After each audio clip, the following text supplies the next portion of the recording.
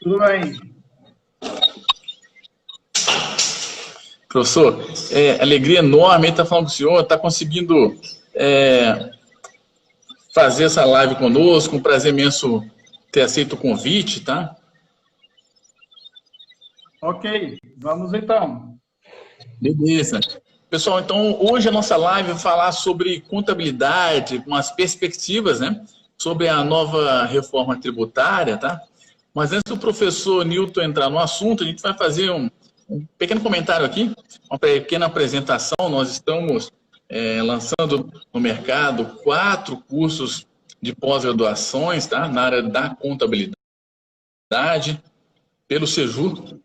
Então, é pós em contabilidade, perícia, auditoria, planejamento tributário, gestão contábil e contabilidade e finanças. 4 cursos aí novos a partir de setembro, tá?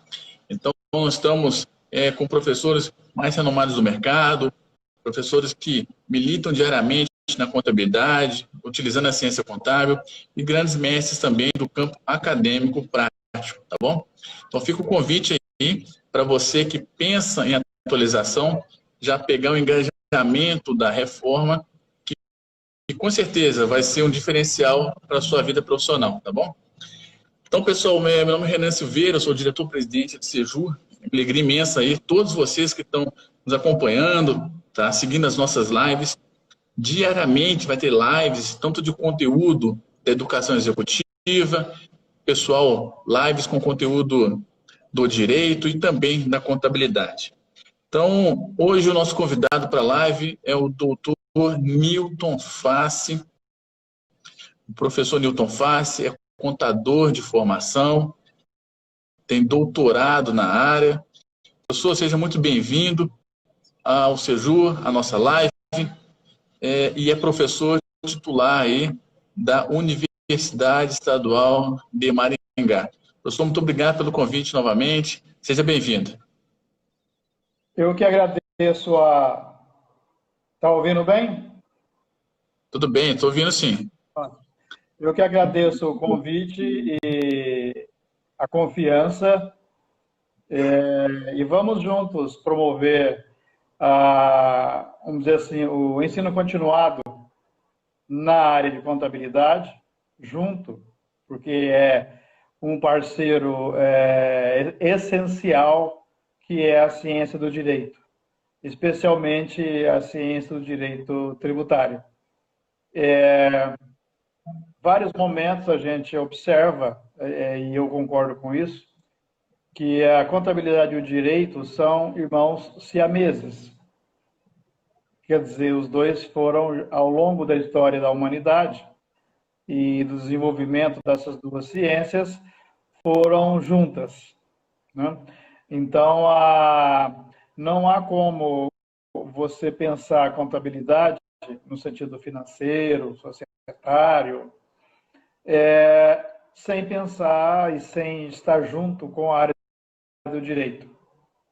Então, quando se fala em contabilidade para esses fins, você também precisa compreender, e os contadores e também os advogados que militam na área de direito tributário precisam conhecer os dois, digamos, os dois parceiros. Quando a gente fala sobre, por exemplo, reforma tributária, né, e alguns dos seus vários efeitos constantes e eternos na contabilidade, né, você não tem como dissociar que qualquer mudança na legislação tributária, ela é resultado de discussões entre o Estado. Quando eu falo Estado, eu estou falando já de forma conjunta do governo federal, estadual, municipal e do Distrito Federal. Então, desse Estado com a sociedade. Tributo sempre foi, e provavelmente sempre vai ser, eterno conflito entre esses dois, digamos, essas duas entidades, o Estado e a sociedade. Sempre foi, historicamente, esse conflito. Basta a gente ver aí que, ao longo da história da humanidade, várias guerras, revoluções, e, nesse sentido, Revolução Francesa, a Guerra da Libertação lá da Independência dos Estados Unidos, para citar duas assim um pouco mais fortes, sempre foram, popularmente, por questões dos impostos. Existia, claro, entre outros aspectos, mas o imposto, no sentido conceitual, a gente chama de tributo, sempre esteve presente. E sempre, então, exigiu dos dois lados essas várias discussões, embates, guerras. É claro que no Brasil, com essas propostas de reforma tributária que vieram, né, tinham duas que já estavam no Congresso e ontem apareceu mais um, digamos, pedaço. Vão ser focos de grandes discussões. O que é ótimo. Eu, como contador e professor na área de contabilidade tributária, tanto na graduação quanto na pós-graduação, na pós-graduação mais visando a área de planejamento tributário, a gente sempre cita que, com todos os problemas que podem existir, a gente vê importante a sociedade brasileira se inteirar, se preocupar com suas mais diferenças que possam existir, se preocupar com política e, dentro da preocupação com política, se preocupar com tributos. Cada vez mais, e aí eu falo assim, que tributo não é uma questão de só para contador ou só para advogado na área tributária. No Brasil, por um bom tempo, foi, sem dúvida. Né? Mas, cada vez mais, outros profissionais, outras ciências, mas no Brasil, muito mais advogados e contadores. E cada um na sua linha de trabalho. Né? O advogado vê questões jurídicas, constitucionalidades ou não, e vários outros aspectos. E a área contábil se preocupa não só com isso, evidente, mas se preocupa bastante com a parte operacional. O que quer dizer isso? Como vai calcular, como vai os vencimentos, os pagamentos, quais os efeitos dos tributos no patrimônio empresarial, né? E os efeitos, entre tantos efeitos que possam existir e que existem, o mais interessado, que é o próprio dono da empresa, os seus sócios querem crescimento patrimonial, quer dizer, que aumento de riqueza. Qual a principal fonte desse aumento de riqueza para os seus sócios? Os lucros que vêm das empresas. Então, quanto maior o lucro das empresas, provavelmente maior o patrimônio desses sócios. Quanto menor o lucro, principalmente influenciado pelos gastos, uma riqueza maior no seu patrimônio. Então vejam que, mesmo que algumas pessoas, alguns empreendedores brasileiros, olhem assim como se tributo fosse coisa só de contador. Digamos que a maioria das empresas no Brasil são micro e pequenas empresas, né? E a maioria dessas empresas, ou quase todas, estão estão em escritório de contabilidade. E vários desses empreendedores brasileiros, quando fala de impostos, ele fala assim, não, isso é coisa do meu contador, isso não é comigo. Infelizmente, a gente ainda vê pessoas com esse posicionamento. E é interessante e ruim isso, porque não é o contador que paga o tributo. O contador só vai calcular. Não é o advogado que paga o tributo. O advogado vai colocar situações.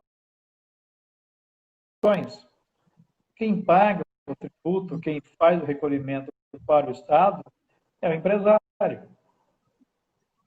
Então, ele é, nesse sentido, o maior interessado em saber o que está pagando. Mesmo que ele coloque no preço de venda o tributo, e muitas vezes isso acontece, quer dizer, na verdade, quem paga o tributo é o consumidor final, mas o Estado vai cobrar o recolhimento do empresário. E esse recolhimento do tributo pelo empresário vai influenciar o seu fluxo de caixa. Então, quer dizer, ele deveria entender isso, que ele é um dos maiores interessados nisso. Mas isso também precisa fazer parte da gestão empresarial dele. E eu tenho tido contatos com vários empresários aqui de Maringá, onde eu moro, e também com outras cidades que a gente tem a oportunidade de conhecer. Há um crescimento de empreendedores entendendo que precisa conhecer tributos. Então, quando a gente, por exemplo, a Associação Comercial aqui de Maringá, tem um grupo de empresários que busca conhecer um pouco sobre isso. Eu já trabalhei com algumas discussões com o pessoal da OAB aqui de Maringá, na diretoria, coordenação da área de direito tributário. Então a gente bateu papo, conversou. O advogado e o contador só ganham se trabalhar juntos. E quem ganha mais com isso é a empresa e a própria sociedade. Então, quando eu vejo que a empresa de vocês procuram olhar os dois lados, não tem só dois lados, mas procuram olhar os dois lados. O lado do advogado tributarista, que fez uma live com vocês, muito legal, e também procura trazer junto para vocês a área de contabilidade. Então, quando se fala em tributo, não tem como fugir dessas duas condições. E veja bem, eu não estou falando de tributo só de empresas. Cada um de nós, pessoas físicas, fazemos declaração de imposto de renda. Gostemos ou não, tem lá as obrigações. Se você estiver dentro das obrigações de entregar a declaração de imposto de renda, o fisco vai exigir de você. Então, quer dizer, conhecer como é que funciona tributos, especialmente tributos, não é só de empresário, e não é só de contador, e não é só de advogado. É de pessoas.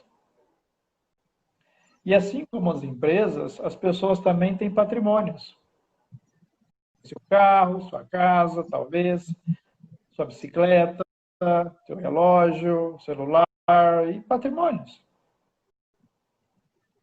E assim como as empresas, você pode fazer contabilidade também sua, da pessoa física. O quanto você recebeu, o quanto você gastou, qual é o seu patrimônio, quais são os bens e direitos, quais são suas dívidas. Então, quando a gente fala em contabilidade, a ciência contábil que vê nas nossas discussões, você fica falando de contabilidade empresarial, sem dúvida. Mas existe contabilidade, vamos chamar assim de pessoal, a sua contabilidade. Então, os conceitos são os mesmos. É evidente que a movimentação patrimonial de uma pessoa física não é a complexidade e tamanho de empresas, evidente que não é. E aí fica, quer dizer, a contabilidade de uma pessoa física é muito mais fácil de fazer, então. E, novamente, quando se fala em reforma tributária, nós estamos falando de todos, a sociedade toda, não é só de empresas. Ok? Perfeito. Bem observado, só para o empresariado, mas para o contribuinte, né? O tributo é bem antigo, o tributo vem lá da questão da época dos reis, princípio non liquer, não tem cheiro, né? Então, A tributação faz parte do modelo estatal. Professor, só para a gente provocar o senhor aí nessa tentativa do governo de passar essa reforma tributária, né? Foi apresentado nos últimos dias o chamado CBS, tá? O que seria esse CBS? É um novo tributo. No sentido bem simples. CBS é uma contribuição social sobre bens e serviços. E ele não faz distinção em que tipo de bens, em que tipo de serviços. Então, são todos. E ele tem o primeiro objetivo de substituir dois tributos, que são duas contribuições, o PIS e a COFINS. Alguns chamam ele, isso não está no projeto, mas alguns chamam ele de IVA. O que é IVA? Imposto sobre Valor Agregado. IVA federal. Então, ele foi mandado para o Congresso ontem, né?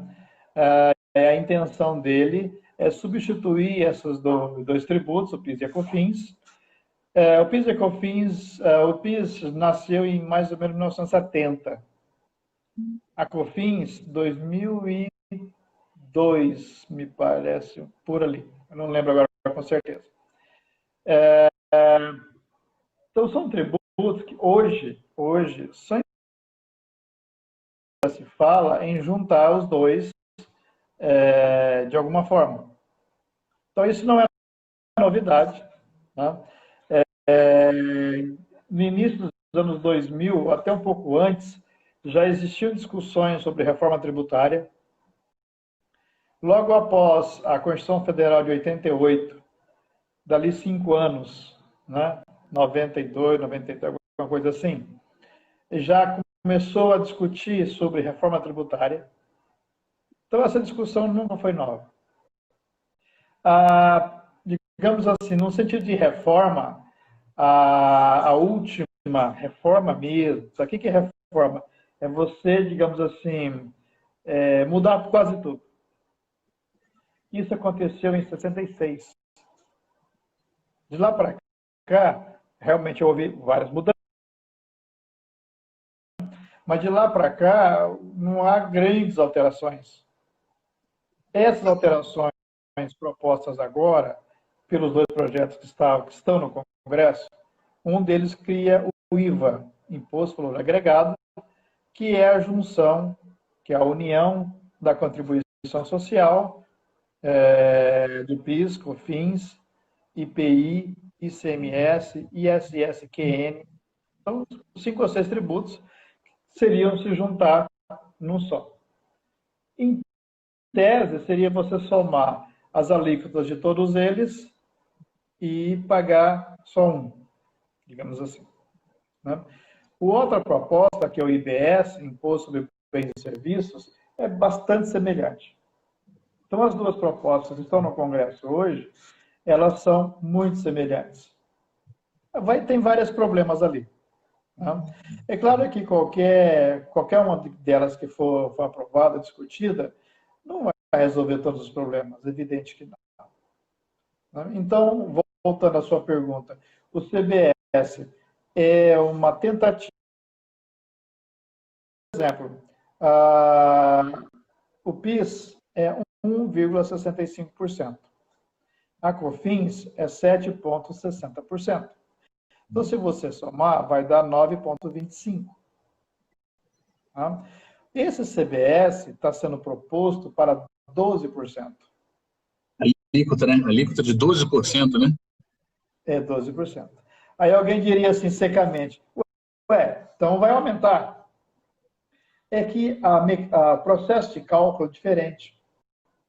O PIS e COFINS, assim como o ICMS, são tributos por dentro. O que quer dizer isso?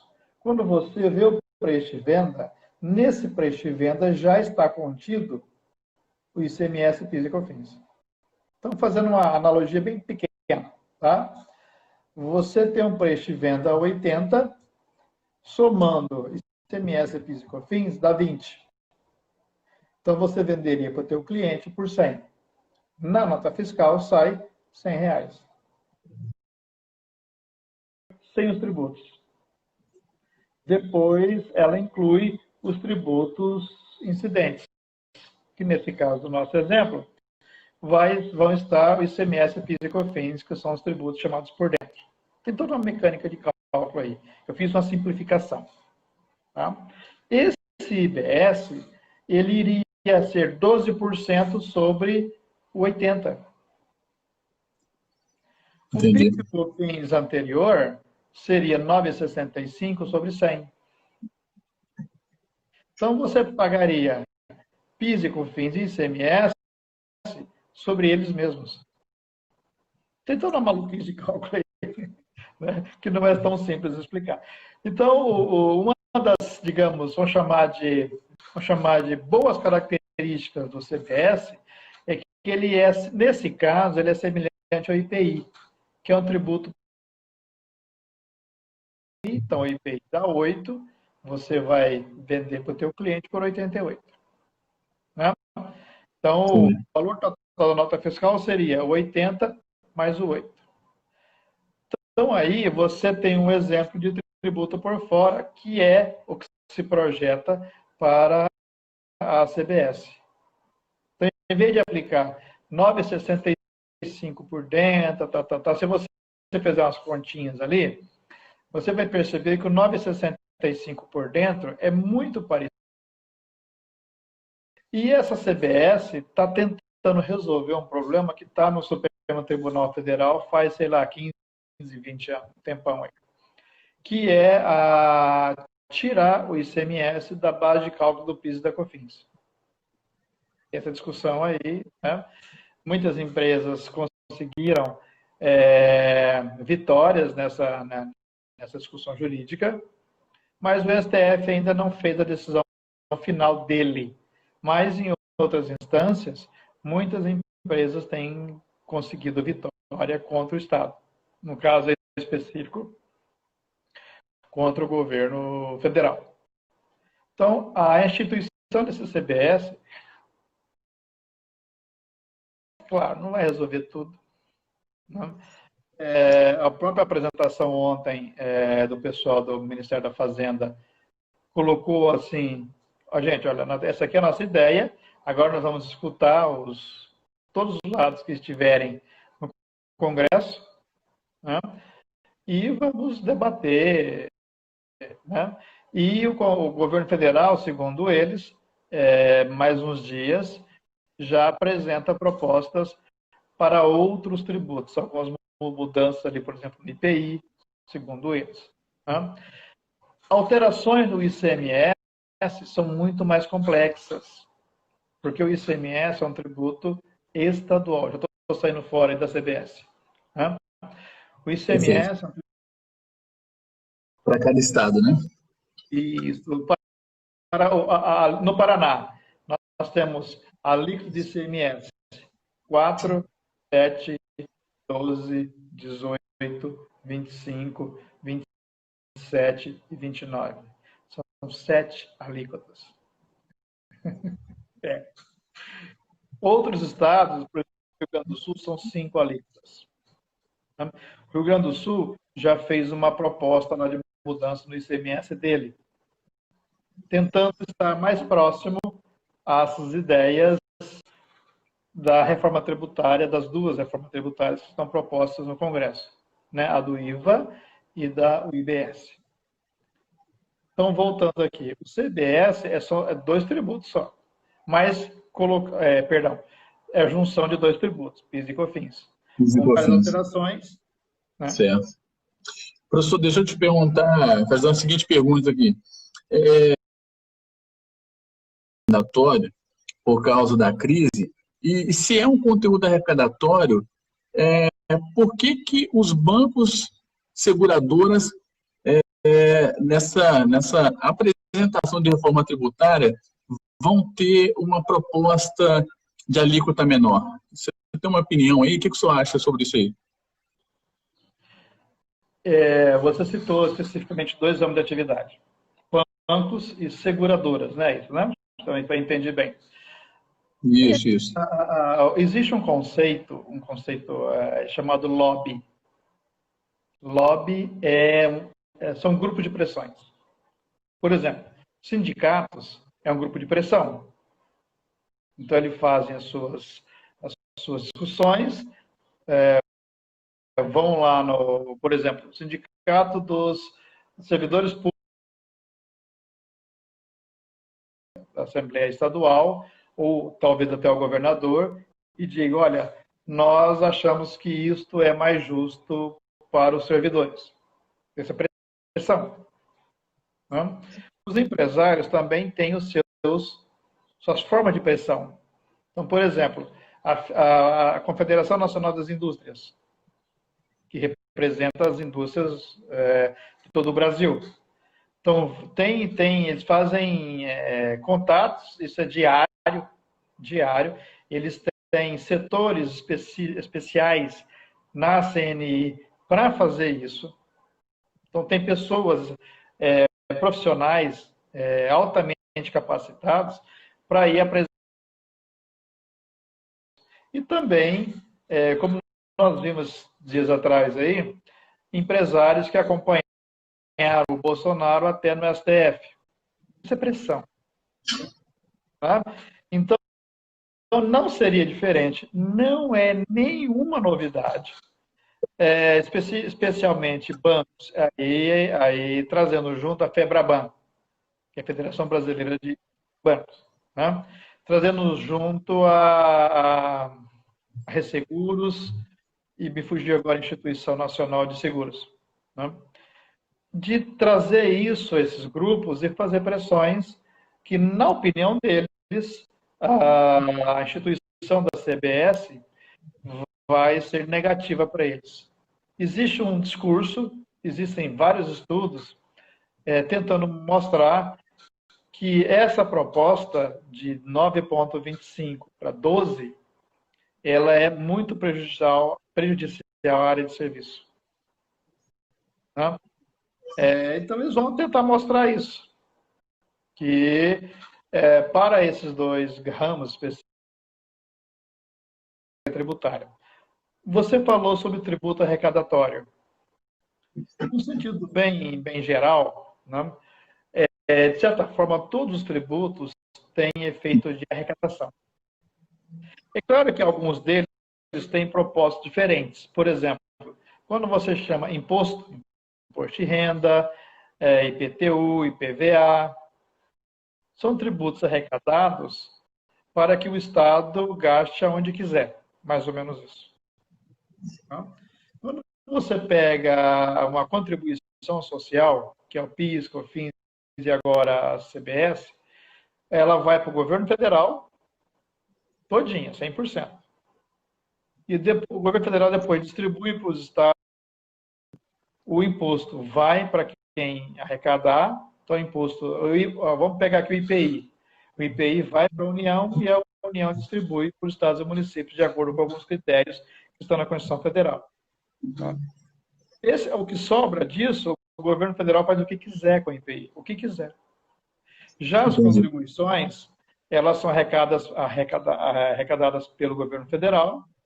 O governo, vamos dizer assim, reparte um pouquinho com o estado e o município, mas uma grande quantidade dessas contribuições fica no governo federal.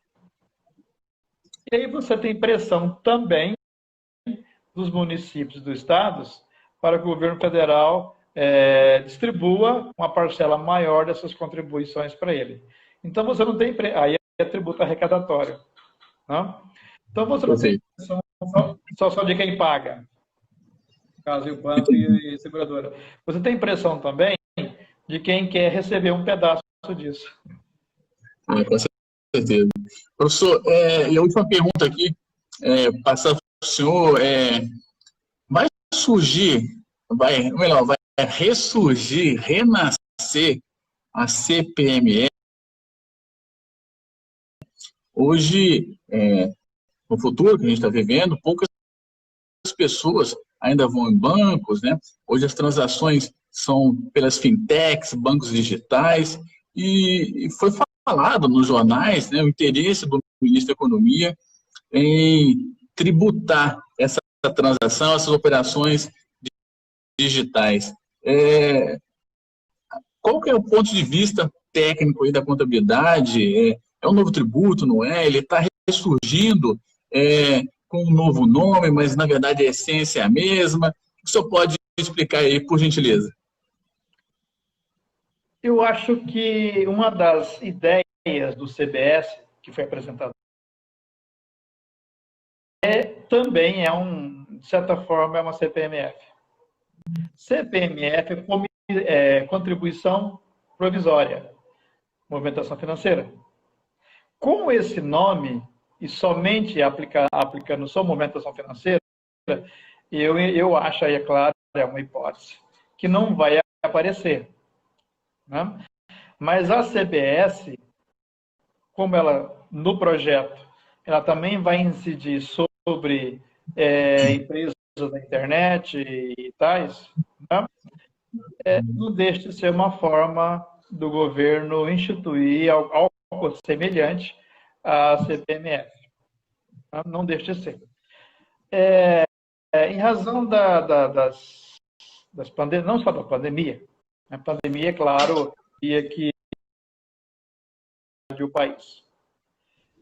Nenhuma reforma tributária, nenhuma das três que estão, das duas que estão propostas, e mais essa da CBS, nenhuma delas vai se dizer assim, olha, vai diminuir a carga tributária do contribuinte. Isso não vai acontecer. Isso é uma impressão minha. Por que isso? Veja, o governo está gastando, e precisa gastar sim, muito dinheiro em razão da pandemia. Né? Agora, o governo não tem maquininha de rodar e fabricar dinheiro.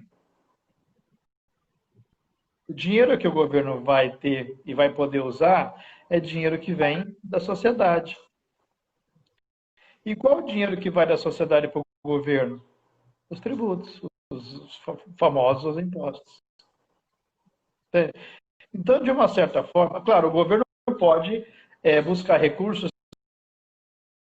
outras formas de tentar buscar recursos. Mas o principal recurso do governo é o imposto. São os impostos em gerais. Então, no futuro, assim, se por um lado a sociedade exige que haja reforma tributária, não é só reforma tributária, a administrativa também é importante, a previdenciária foi um pouco, agora a tributária, né? São reformas chamadas reformas estruturais ou estruturantes. Elas precisa acontecer. Mas isso, evidente que vai colocar espinho na mão de todo mundo. Alguns vão aprovar, outros não. E vai criar essa discussão, o que é normal na democracia. Democracia é discutir, é debater, mas debater de forma séria, né? Não é ficar xingando ninguém, não, porque isso não vai levar ninguém a lugar nenhum. Jogar pedra, criar isso, né? Eu queria fazer, antes de você só fazer uma pergunta, eu queria fazer uma observação que eu acho importante entre ciência contábil e tributo. O grande objetivo da ciência contábil é conhecer, registrar, demonstrar o patrimônio e suas variações. É o grande objetivo, objeto de estudo da ciência contábil. Como os tributos interferem no patrimônio, seja pessoa física ou jurídica, por isso que a contabilidade precisa conhecer os tributos, para poder entender como que ele interfere nisso. É claro que conhecer tributo não é tão simples. Mas no Brasil, se você pegar aí, esses dias atrás eu vi o regulamento do imposto de renda no Brasil, tem mais de 1000 artigos.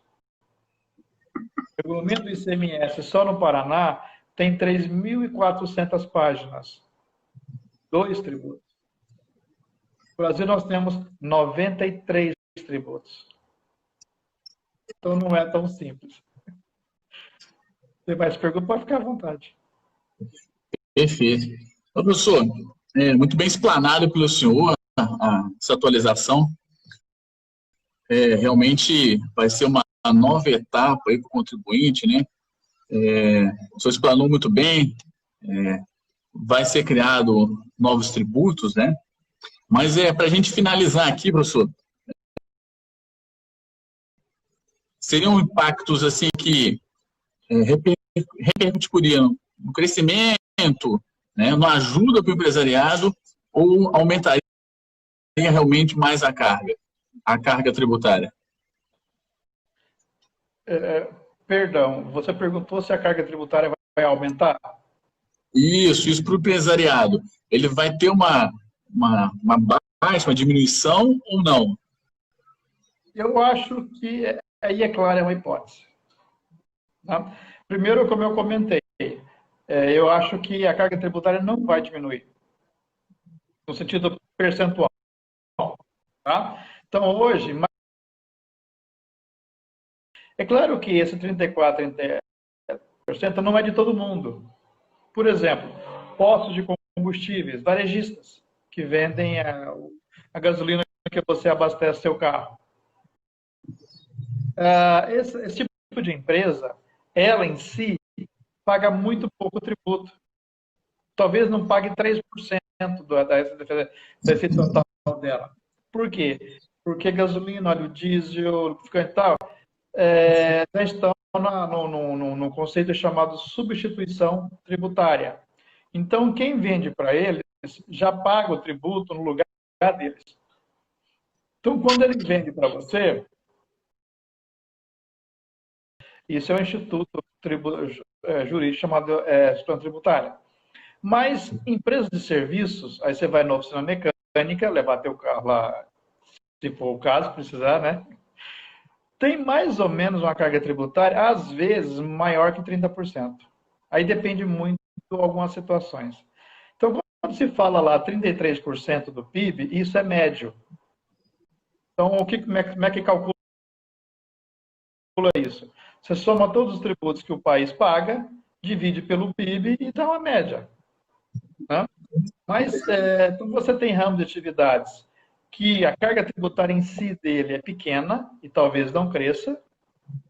E você tem ramo de atividades que a carga tributária talvez, aí depende um pouco como é que a coisa vai acontecer, ainda não dá para afirmar, notadamente serviços. Tá? Mas você tem outros ramos de atividade também, turismo, por exemplo, que infelizmente agora está em baixa por causa da pandemia, né? Que pode ter uma carga tributária maior. Existe uma certa percepção do fisco federal brasileiro que empresas de serviços no Brasil dá muito lucro.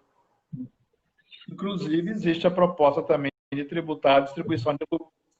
Né? É outra discussão que vai acontecer aí. Né? Então, nós temos aí, ainda por enquanto, propostas, estudos feitos por vários institutos dizendo que a carga tributária pode aumentar ou não de forma geral ou de forma específica para cada atividade. Mas eu volto a dizer, o problema maior da carga tributária, na minha opinião, opinião particular minha, é de serviços de qualidade do Estado. Bem lembrado. Esse é o maior espinho. E aí é que a sociedade precisa agir, precisa mais estar perto, vigiando. Né? Agora, infelizmente, nós temos a área de saúde, uma área importantíssima no Brasil, fazendo um trabalho fenomenal, com todos os problemas que existem, mas estão fazendo o trabalho que é possível. O SUS, pra você ter uma ideia, talvez o Brasil é o único país que tenha um sistema de saúde semelhante ao SUS. Os Estados Unidos, com todo o potencial econômico, não tem. Né? Quer dizer, a carga tributária ela é necessária porque senão o Estado não existe. Se o Estado não existe, não tem saúde, não tem segurança, não tem rodovia, não tem nada disso. Então, o tributo faz parte da sociedade. O tamanho pode ter carga menor, outras carga maior, e aí vamos dizer assim, vai exigir, na minha opinião, vai exigir que o empresário busque conhecer, busque conversar com contadores, com advogados e ver lá os melhores procedimentos dentro da legislação. E ele tem todo o direito, como qualquer cidadão, de questionar, de entrar com ação judicial, tem todo o direito dele. Perfeito, professor. Perfeitas observações aí. Então, hoje nós tivemos aí a honra, a alegria de estar recebendo o Dr. Newton, professor titular da Universidade Estadual de Maringá, né? Professor que possui doutorado aí, programa de instituições da FGV. Professor, muito obrigado aí pelo seu tempo, inicialmente, por trazer, tá? E fica o convite aí para próximas lives, né? Daqui a pouco alguns temas distintos. E fica o convite aí para você, aluno, que está vendo as nossas lives, começando a participar das nossas lives aqui no Facebook, nas redes sociais, é que em setembro nós já iniciaremos aí as turmas do curso de contabilidade, tá? As pós-graduações na área contábil. Professor, novamente, muito obrigado, a grande honra, tá? Eu agradeço. Só uma observação pequena. Eu não sou professor titular, tá? Eu ainda não cheguei lá. Mas tá ótimo.